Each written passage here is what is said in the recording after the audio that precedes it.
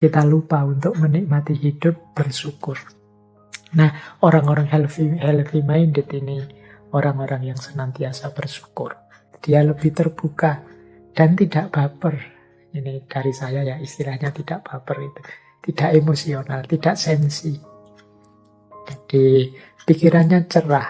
Kalau ada orang yang tidak cocok dengan dirinya, ya dimaklumi saja. Mungkin itu memang ketetapannya Allah, manusia itu beda-beda. Jadi dia tidak baper. Ya pastinya orang seperti ini lebih husnudzon, lebih prasangka-prasangka baik pada apapun, pada siapapun. Karena dia tahu Allah sudah memberikan banyak hal indah dalam hidup kita. Ngapain sih kita cari yang rumit, yang sulit, yang jelimet? Mari kita nikmati dengan tidak baper.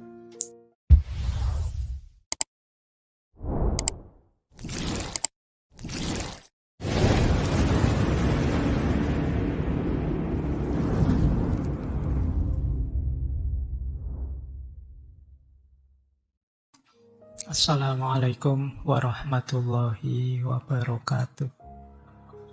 Bismillah. Mari kita lanjut lagi belajar kita, ngaji kita. Jadi intinya ngaji filsafat itu ya ngaji, kita belajar ya. Segala yang di luar itu bonus. Jadi bonus itu ada, alhamdulillah, tidak ada ya, tidak masalah. Bahkan termasuk pemahaman kita, kepandaian kita, itu ya anugerah sebenarnya, bonus. Karena yang bisa kita lakukan hanya belajarnya. Maka ayo kita mulai ya, nawaitunya belajar. Baik, kita mulai nggih. Sekarang kita bahas, coba apa sih pengalaman keagamaan itu, ciri-cirinya apa? Ya pengalaman keagamaan pastinya apa yang kita rasakan, apa yang kita hayati saat kita merasa berhubungan dengan, kalau bahasanya William James itu higher power, kekuatan yang lebih tinggi. Jadi merasa berhubungan dengan Tuhan, mungkin ada yang menerjemahkannya merasa berhubungan dengan dewa-dewa dan lain sebagainya. Saat itulah lahir namanya pengalaman keagamaan. Misalnya ngaji kita ini, kalau kita maknai ini, kita ngaji ini menjalankan perintahnya Allah sebagai hambanya dan sekaligus khalifahnya. Kita hayati ini dalam hubungannya dengan Allah, hubungannya dengan Tuhan. Ya pengalaman ngaji kita ini bagian dari pengalaman keagamaan. Berarti bisa semuanya, Pak? Iya, kalau dalam semuanya itu kita merasakan hubungan kehadiran sesuatu yang lebih tinggi. Jadi ini definisi dari religious experience. Kuncinya ada pada rasa kita. Dan cirinya pengalaman keagamaan itu apa? Kata William James, ciri pertama pengalaman keagamaan itu adalah beragam. Berbeda antar budaya. Ya karena yang ngalami manusia, individu-individu, ya tentu saja penghayatannya bisa berbeda-beda, meskipun ajarannya sama. Jadi sifatnya sangat beragam. Yang kedua, sulit didefinisikan. Lah ya wong namanya rasa kan, penghayatan itu kan sulit. Misalnya, rasanya indah sekali. Indahnya seperti apa sulit menjelaskan. Hanya yang ngalami, yang ngerti. Sama kayak teman-teman kalau ditanya tentang rasa kan, gimana rasanya kuliah, gimana rasanya menikah, gimana rasanya pacaran. Lo itu yang gak ngalami langsung itu mesti kesulitan menceritakannya. Yang ngalami langsung pun ya kesulitan. Untuk paham memang harus dialami saja. Persis seperti kalau teman-teman saya suruh cerita gimana sih rasa pedes itu. Oh itu kalau kita pakai teori, pakai konsep pedes adalah, itu orang sulit paham. Ya wis kalau pengen tahu pedes itu apa, makan saja lombok. Nah, paham sekarang apa itu pedes. Nah, penghayatan, indahnya pengalaman keagamaan, dahsyatnya pengalaman keagamaan, itu juga sesuatu yang tidak sederhana, sulit didefinisikan. Ya berarti memang Orang akan lebih pas kalau ingin tahu mengalami sendiri. Meskipun begitu, bisa dijelaskan gejala-gejalanya. Itulah yang sedang diupayakan oleh William James ini. Nah, yang ketiga, meningkatkan pengalaman tentang kenyataan dan emosional secara tidak biasa. Maksudnya apa? Ya, kalau kita ada dalam konteks pengalaman keagamaan, ini ya realitas, ini kita hayati secara berbeda. Makan itu ya hakikatnya sih untuk kita kenyang misalnya. Tapi begitu kita sambungkan ini dengan hadirnya yang maha tinggi, wah saya makan ini, saya niati ibadah dalam rangka biar tambah dekat sama Allah. Loh, aktivitas makan ini sekarang maknanya berbeda. Pengalamanku makan ini pengalaman yang luar biasa karena dia bagian dari pengalaman berhubungan dengan Allah. Jadi pengalaman keagamaan itu ya tidak selalu bentuknya sholat, bentuknya puasa, dan lain sejenisnya. Bisa pengalaman apapun yang ditafsirkan dengan kerangka agama atau dipahami dengan perspektif agama. Orang yang sangat religius itu ya A sampai Z kehidupannya selalu disambungkan dengan yang maha tinggi. 24 jam bahkan mungkin para wali, para ulama itu ya orientasi hidupnya hanya Allah saja, selalu pada yang maha tinggi. Itu berarti ya full hidupnya pengalaman keagamaan. Bahkan tidur pun yang kita tidak sadar. Nih, saya baru membaca Ihya itu yang bab menghidupkan malam itu. Loh, kalau kita pinter ngatur, ngerti caranya, misalnya sebelum tidur itu harus melakukan apa saja, menjelang tidur apa saja, sepanjang tidur kita akan dinilai ibadah. Loh, tidur ternyata bisa jadi pengalaman keagamaan. Atau tidur yang sifatnya religius, kan ada itu. Mari kita tidur siang sebentar biar nanti kalau malam kita bisa bangun sholat malam. Nah, ini kan tidurnya jadi tidur bernilai agama, bernilai religius. Pengalaman apapun bisa jadi pengalaman keagamaan, termasuk pengalaman yang biasa-biasa kalau itu ditafsirkan dengan kerangka agama. Baik, jadi semoga bisa ditangkap ya sampai di sini. Ya ini memang ilmunya mahasiswa di kampus-kampus. Tapi kan bukan berarti yang tidak mahasiswa atau yang bukan jurusan psikologi atau psikologi agama tidak boleh tahu. Justru dengan tahu ini kita semakin paham betapa kayanya gagasan-gagasan, ide-ide, dan pikiran-pikiran itu. Baik, kita lanjutkan. Jadi itu tadi ciri-ciri karakter dari pengalaman keagamaan. Yang dari situlah kita masuk memahami agama. Nah, salah satu isu lain yang dibahas oleh William James dalam Varieties adalah pengalaman keagamaan yang jenisnya mistik atau disebut mistikisme. Dalam bahasa Indonesia ya mistisisme. Jadi kata mistik ini berasal dari bahasa Yunani mistikos yang artinya rahasia, tersembunyi. Jadi tidak kelihatan, misteri. Nah itu pakai kata-kata mistikos. Jadi awas keliru. Karena kesannya kalau saya bilang mistik, teman-teman mesti nyambungnya ke bagian kelenik-kelenik. Tidak begitu. Dari kata-kata mistikos ini artinya sesuatu yang rahasia atau tersembunyi. Mengapa itu rahasia atau tersembunyi? Ya karena sifatnya sangat pribadi. Dia hanya dirasakan oleh yang mengalami langsung.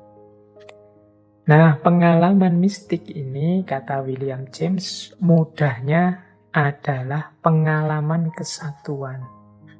Jadi, pengalaman ketika kita bertemu dengan higher power tadi, yang maha tinggi tadi. Ya memang di dalam agama-agama puncaknya sering disebut pengalaman kesatuan. Jadi bertemu, kemudian melekat, bercampur dan lain sebagainya. Istilah-istilahnya banyak. Kalau dalam Islam itu ada istilah ittihad, ada istilah wahdatul wujud dan lain sebagainya. Di agama-agama lain juga ada. Jadi pengalaman diri yang menyatu dengan entitas ketuhanan. Ini namanya pengalaman kesatuan. Ya mudahnya kalau level kita itu pengalaman berhubungan dengan Tuhan itu misalnya kita merasa, ya Allah, Alhamdulillah, ya Allah itu sayang sekali padaku, hidupku itu nyaman, terus kita merasa dilihat Allah terus, kita merasa disayang oleh Allah terus, diguyur aneka nikmat terus. Jadi rasanya Allah itu dekat dan perhatian terus pada kita. Itu juga sejenis pengalaman mistik. Jadi ya meskipun puncaknya orang sering menyebut ya bersatu sampai merasa egonya hilang. Ya satu teori begitu, tapi nanti versi yang lain ya tidak sampai sebegitunya, hanya merasa sangat dekat saja. Jadi mukorobah sekaligus murokobah. Mukorobah itu kita yang mendekat ke Tuhan, murokobah itu Tuhan yang senantiasa mengawasi kita dan kita yang punya kesadaran bahwa aku ini selalu diawasi Tuhan. Nah ini bagian dari pengalaman mistik. Cirinya apa pengalaman mistik ini? Ini mungkin dulu pernah saya singgung dalam sesi ngaji filsafat yang secara khusus membahas pengalaman keagamaan, tapi secara umum, tidak hanya dari William James. Jadi pengalaman mistik ini cirinya 4. Yang pertama, ineffability. Yang kedua, noetic quality. Yang ketiga, transiency. Dan yang keempat, passivity. Nah, ini belajar lagi ini. Yang pertama apa? Pengalaman berhubungan dengan Tuhan itu seperti apa sih indahnya, rasanya, dan lain sebagainya. Yang pertama cirinya ineffability. Ineffability itu tidak bisa dikatakan, tidak bisa dijelaskan. Ini pengalaman yang jenisnya menakjubkan, indah, luar biasa. Seperti apa indahnya, seperti apa menakjubkannya, seperti apa luar biasanya, tidak tahu. Menjelaskannya susah, rasakan sendiri. Nah, jadi pengalaman mistik itu sesuatu yang tidak terjelaskan. Lupa kemarin itu ketika kita bahas tasawuf itu kan banyak Pak konsep-konsep, teori-teori yang menjelaskan tentang pengalaman berhubungan, bahkan pengalaman bersatu dengan Tuhan. Ya bisa dijelaskan modenya, polanya. Tapi kan itu belum ketemu hakikatnya, karena hakikatnya ada di rasa. Yang paling hakiki namanya rasa ini loh, yang tidak mudah dijelaskan. Bisa sih kita menjelaskan, oh hakikatnya manusia itu kalau ketemu dengan Tuhan misalnya, egonya lenyap, yang ada hanya Tuhan saja, seperti setetes air yang masuk ke tengah samudra. Itu ya kita pakai begini menjelaskan secara analogi ya bisa. Tapi kan pastinya seperti apa sih indahnya atau luar biasanya? Yo yang ngalami langsung yang tahu. Enaknya seperti apa sih manten baru itu misalnya? Loh kan teman-teman juga bisa berteori. Yo kira-kira dahsyatnya itu seperti ini loh manten baru. Tapi kan bisa. Tapi pasnya penjelasan itu ya tetap harus mengalami langsung. Karena dia ineffable. Itu ciri pertama. Ciri kedua, pengalaman keagamaan itu yang jenisnya mistik ini adalah noetik.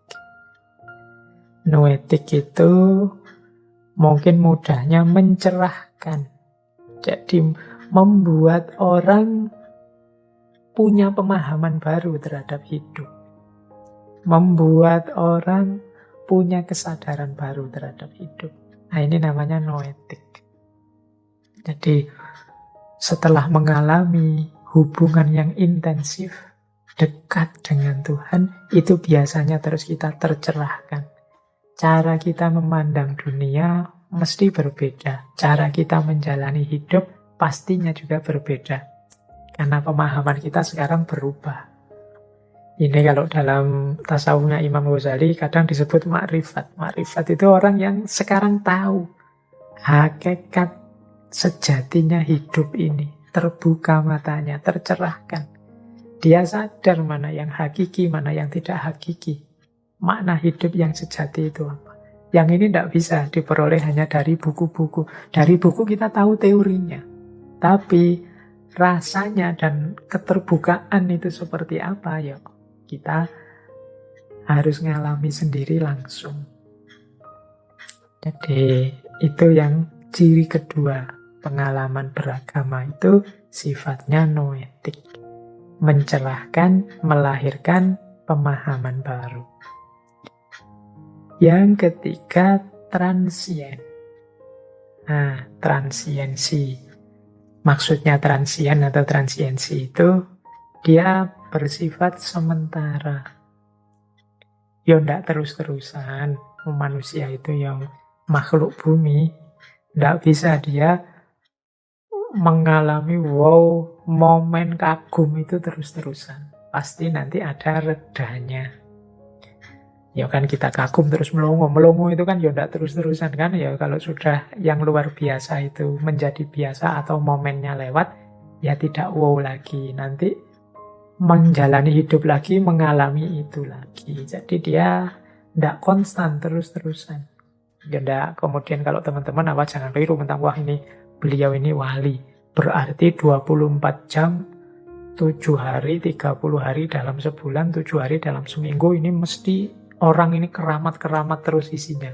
Dia mesti sifatnya pencerahan terus menerus, hidupnya mesti luar biasa. Tidak begitu. Sifatnya transien. Ada momen-momen ketika sifat luar biasa, kekaguman luar biasa ini muncul, tapi kemudian ada momen-momen surut. Biasa saja, nanti ngalami lagi. Tapi kemudian luluh lagi, terus ngalami lagi. Itu namanya transien. Pengalaman mistik juga begitu. Ya kita kan juga begitu. Di level kita yang orang biasa. Kedekatan kita dengan Allah kan naik turun. Kadang-kadang merasa sangat dekat, merasa sangat perlu, merasa banyak disayang. Tapi kadang-kadang kita lupa, kita lalai, kita asyik dengan dunia kita, melupakan Allah. Nah itu memang sifatnya penghayatan, pengalaman keagamaan itu transien, sementara.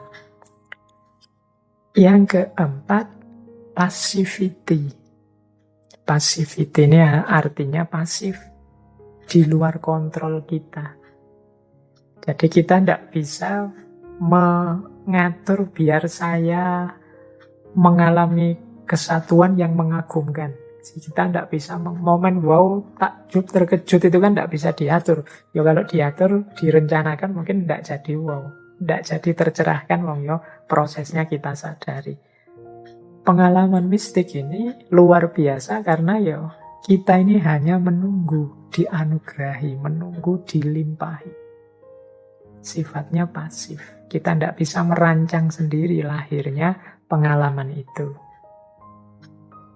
Jadi itulah 4 penjelasan tentang pengalaman beragama yang namanya mistik. Ada ineffable, ada noetic, ada transience, ada passivity. Jadi belajar agama itu dari pengalamannya, dan jenis pengalaman puncak dalam agama namanya mistikisme. Cirinya mistikisme 4 tadi. Baik, kita lanjutkan. Nah, sekarang masih dari Varieties. Menurut William James, penghayatan orang terhadap agamanya itu bisa dibagi 2. Yang pertama, orang yang menghayati agamanya dengan paradigma kontrol. Yang kedua, orang yang menghayati agamanya dengan paradigma pasrah. Jadi ini dua gaya beragama. Ada paradigm of control dan paradigm of surrender. Yang satu ingin mengontrol, menata hidupnya agar sesuai dengan ajaran-ajaran agama. Yang satu lebih suka pasrah, menyerahkan dirinya dalam pengalaman agama. Jadi ya memang gayanya berbeda. Biasanya yang paradigma kontrol ini mungkin beragama yang lebih fokus pada ajaran-ajaran, aturan-aturan fikih, aturan-aturan akidah, ini boleh, ini tidak boleh, dan lain sebagainya. Nah, ada yang kebalikannya, beragama pasrah. Kalau ini tidak lagi fokus pada aturan, tapi fokus pada memasrahkan jiwanya sepenuhnya kepada Tuhan. Ya kalau kita bisa dua-duanya, alhamdulillah. Tapi biasanya dalam diri seseorang itu ada salah satu yang dominan. Meskipun ya unsur-unsur ini saling berkait. Nah, kalau dalam paradigma kontrol itu cara beragamanya bisa dijelaskan melalui pengetahuan-pengetahuan. Biasanya muncul tradisi-tradisi, di budaya-budaya yang bisa dilihat.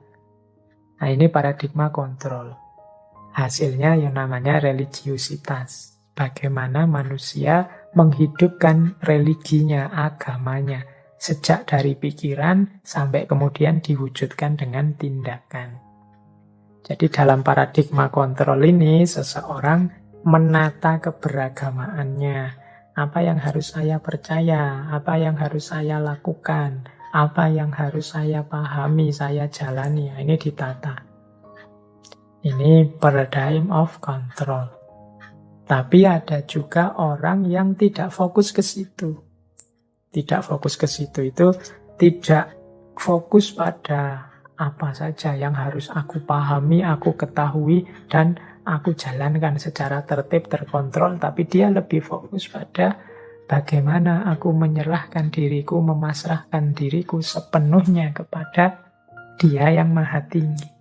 Jadi menarik ya kalau nanti, kalau ada waktu kita diskusikan. Paradigm of control ini biasanya beragama berorientasi fikih, kalau dalam Islam mudahnya begitu. Kalau paradigm of surrender ini biasanya banyak kita temukan dalam mode-mode keberagamaan sufistik. Kalau William James membagi dua, seolah-olah ini tidak saling berkaitan. Tapi apa yang mungkin kita pasrah saja dalam agama tanpa tahu sisi-sisi kontrolnya. Sisi kontrol itu siapa yang harus kita pasrahi, aktivitas seperti apa yang menjadi implikasi dari kepasrahan kita, dan lain sebagainya. Ya mau tidak mau tetap membutuhkan fikih. Paradigm of control juga begitu. Apa kita berhenti hanya pada aspek fikih saja, pada aktivitas-aktivitas fisik peribadatan saja?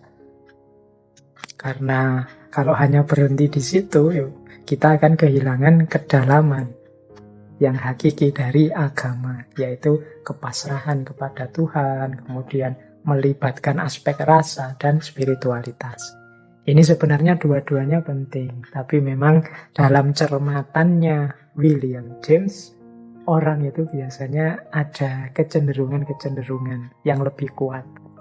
Ada yang kecenderungan sufistiknya kuat, sementara ada pula yang kecenderungan fikihnya kuat.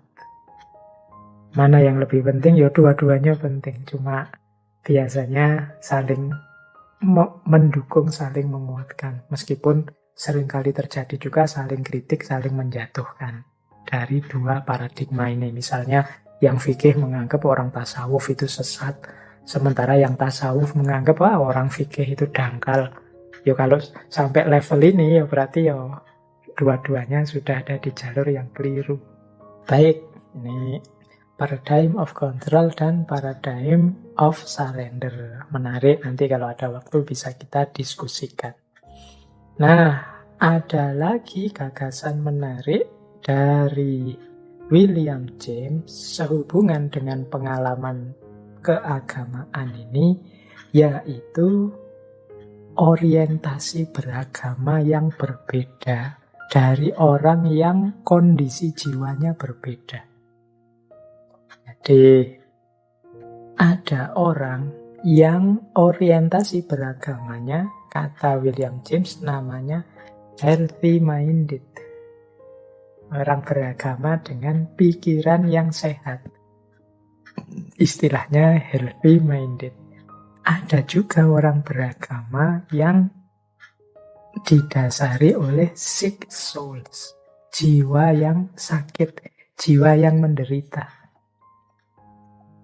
Nah, mari kita lihat bedanya apa. Ya kita sebenarnya dalam hidup ini ya tidak sepenuhnya bisa ngontrol. Kita itu harus punya pikiran yang sehat atau harus menghindar dari jiwa yang sakit. Karena kita dalam hidup ini dinamis sekali, mengalami banyak peristiwa-peristiwa yang kadang di luar kontrol kita.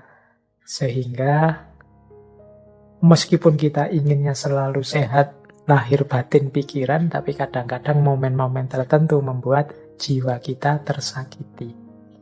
Nah, orang-orang yang sedang sick souls ini orientasi beragamanya berbeda dengan orang-orang healthy minded. Kita lihat ya, cirinya beragama yang healthy minded. Nanti kita bayangkan dengan orang-orang beragama yang cirinya sick souls. Terus kita cermati kita ada di mana. Atau jangan-jangan kita ya pernah mengalami dua-duanya. Kata William James, beragama yang healthy minded, beragama yang menggunakan pikiran sehat, yang pertama, mereka memandang dunia ini adalah anugerahnya Allah yang indah. Jadi dunia ini adalah fasilitas nikmat anugerah yang diberikan oleh Allah. Karena itu mereka lebih menikmati dunia. Orang healthy minded itu mestinya lebih mudah bersyukur.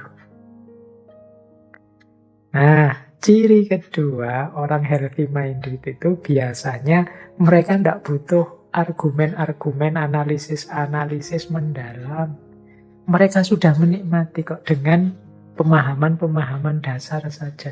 Mereka tidak perlu lagi analisis-analisis jelimet, justifikasi akal, dukungan argumen ini, argumen itu. Enggak. Mereka sudah menikmati apapun yang diberikan oleh Tuhan. Dunia dan isinya termasuk yang mampu mereka jangkau. Jadi mereka ini tidak terlalu membutuhkan analisis-analisis pendalaman. Mereka lebih menikmati. Ini orang healthy minded. Yang ketiga, orang healthy minded ini lebih optimis, lebih gembira dalam hidupnya. Ya, cirinya dulu pernah kita ngaji tentang akhlak gitu ya. Orang yang husnul khuluq, cirinya antara lain bisa menikmati agama, mereka ini selalu bersyukur, selalu gembira. Dan itu tampak di wajahnya selalu tersenyum. Jadi akhlak dasar itu kelihatan dari wajah yang selalu tersenyum. Oh, enggak gampang loh wajah selalu tersenyum itu. Kita itu apalagi sekarang era medsos. Kita mungkin sudah mulai jarang tersenyum. Ya mungkin yang tersenyum dan tertawa itu hanya WA kita, hanya Instagram kita, hanya emotikon-emotikon yang kita sisipkan dalam chatting-chatting kita. Tapi kitanya sendiri jarang tersenyum. Kitanya sendiri mungkin banyak mengeluh, kitanya sendiri banyak marah, banyak terdistraksi oleh hal-hal tidak penting kiri kanan kita. Kita lupa untuk menikmati hidup, bersyukur. Nah, orang-orang healthy minded ini orang-orang yang senantiasa bersyukur. Yang keempat, orang healthy minded ini biasanya ekstrovert. Dia lebih terbuka dan tidak baper. Ini dari saya ya, istilahnya tidak baper itu. Tidak emosional, tidak sensi. Jadi pikirannya cerah. Kalau ada orang yang tidak cocok dengan dirinya, ya dimaklumi saja. Mungkin itu memang ketetapannya Allah, manusia itu beda-beda. Jadi dia tidak baper. Jadi kalau ada orang misalnya ngomong sesuatu yang menyinggung harga dirinya, dia tidak marah keluar, mungkin malah introspeksi ke dalam, jangan-jangan aku yang keliru, atau jangan-jangan dia salah ucap. Mungkin dia tujuannya ndak itu kok, dia mungkin punya tujuan yang baik, hanya saja tadi kepleset sedikit. Ini jadi ndak sensi, ndak baper. Dia akan gembira dan mengembirakan yang lain. Ya pastinya orang seperti ini lebih husnudzon, lebih prasangka-prasangka baik pada apapun, pada siapapun. Karena dia tahu Allah sudah memberikan banyak hal indah dalam hidup kita. Ngapain sih kita cari yang rumit, yang sulit, yang jelimet? Mari kita nikmati dengan tidak baper. Nah, terus terbuka dan tidak kaku. Jadi dia tahu hidup ini beragam, situasinya berubah-ubah. Nah, terus orang healthy minded ini dalam beragama lebih melihat hidup ini sebagai rahmat. Bukan sebagai ujian, sumbernya dosa, sumbernya kecelakaan. Kan ada. Nanti kalau di kelompok Six Souls banyak melihat agama, melihat dunia ini sebagai sesuatu bencana, dunia ini sebagai ujian, dunia ini isinya adalah godaan-godaan, negatif melihat dunia.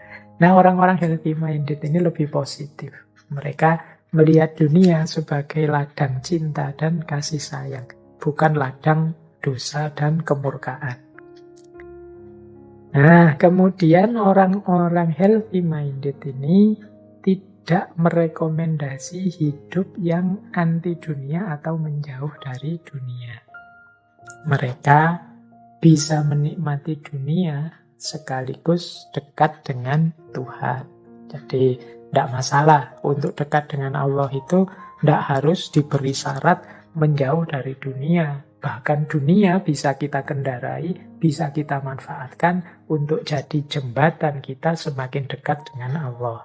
Nah, ini gaya healthy minded. Kan nanti ada gaya sebaliknya yang dunia ini ujian, dunia ini cobaan, dunia ini jelek. Kita tidak boleh menuju dunia, kita harus melihat ke yang sejati, yang akhirat. Sehingga terus dunianya ditinggal. Nah, orang healthy minded tidak begitu cara beragamanya. Dan terakhir cirinya orang healthy minded itu dia berkembang secara gradual. Dia tahu bahwa dia manusia yang tidak sempurna, yang banyak kurangnya, banyak khilafnya.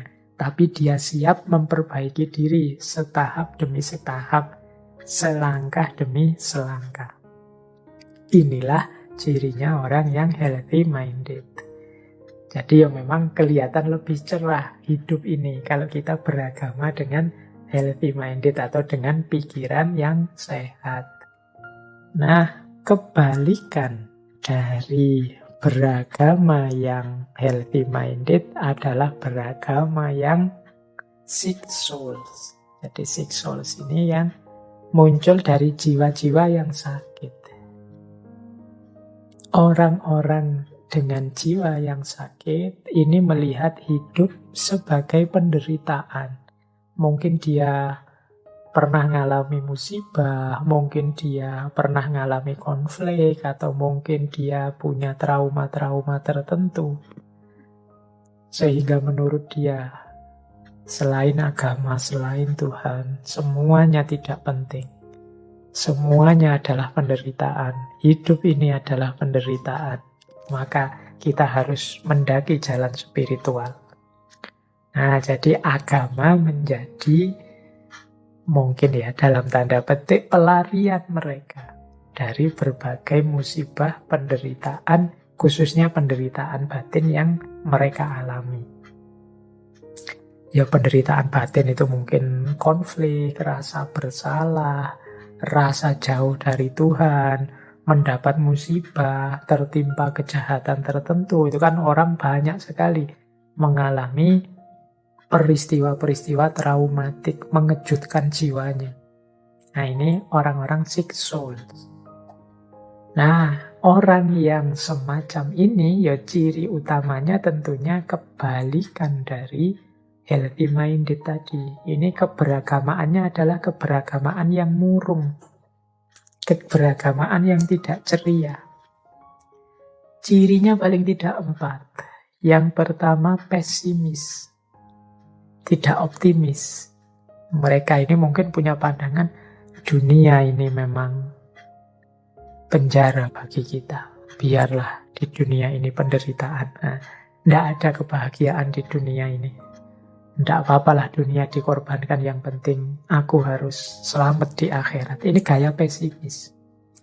Mungkin dia pernah mengalami, kata William James, peristiwa-peristiwa traumatik yang membuat dia kecewa terhadap dunia, pesimis terhadap dunia. Selain pesimis, dia juga introvert. Tidak terbuka, tidak suka bergaul secara terbuka dengan orang lain. Ada pandangan juga mungkin yang mendasarinya, kata William James, anggapan bahwa manusia itu hakikatnya jahat.